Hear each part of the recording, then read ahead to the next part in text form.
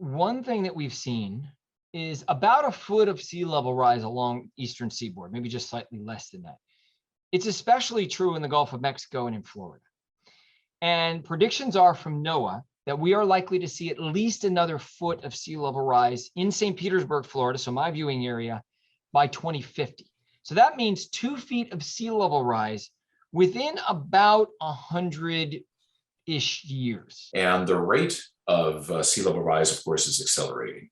One of the reasons our sea level here is rising faster than the rest of the planet, or most of the rest of the planet, is yes, local heat content of the ocean here in the Bahamas and the Florida Straits and the Gulf Stream and the Gulf of Mexico, but also the speed of the Gulf Stream and the Florida current is slowing down.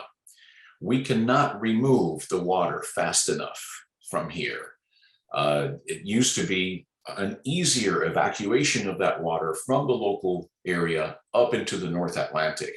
That's not happening as easily as it used to. So we're seeing more sea level rise here than elsewhere. Now, fast forward to 2100, there's another 2 feet on top of that. That's 4 feet of sea level rise in about 150 to 200 years, which is really just a few generations, which will completely reshape the topography here because we are already so low lying. So what does that mean?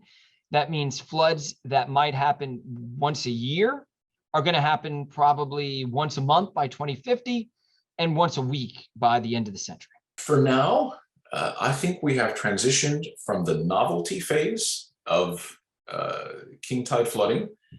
I would say even beyond the nuisance phase, to starting to see some hints of a hitting you in the pocketbook phase of a sea level rise here in South Florida.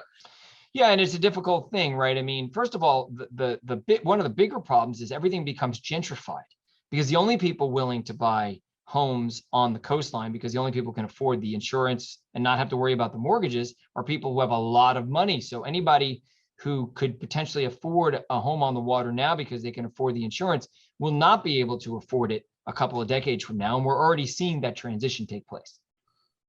Can you say a little bit more about the insurance issue? Yeah, it's a big issue. If you're an insurance company, do you want to do business in Florida right now? When you know that there's sea level rise and on top of that, there's stronger hurricanes, there are insurance companies that are pulling out of Florida as we speak, and it's creating a crisis where people can no longer afford to insure their homes. We're seeing people's insurance go up by thousands of dollars a year, and people are beside themselves. We right now have an insurance crisis in the state of Florida. Insurance do not want to take on the risk of insuring houses because they know that hurricane season is coming up. They know that sea level is rising. They know hurricanes are getting stronger and more people are moving here. And it's just too much financial responsibility for them to take on.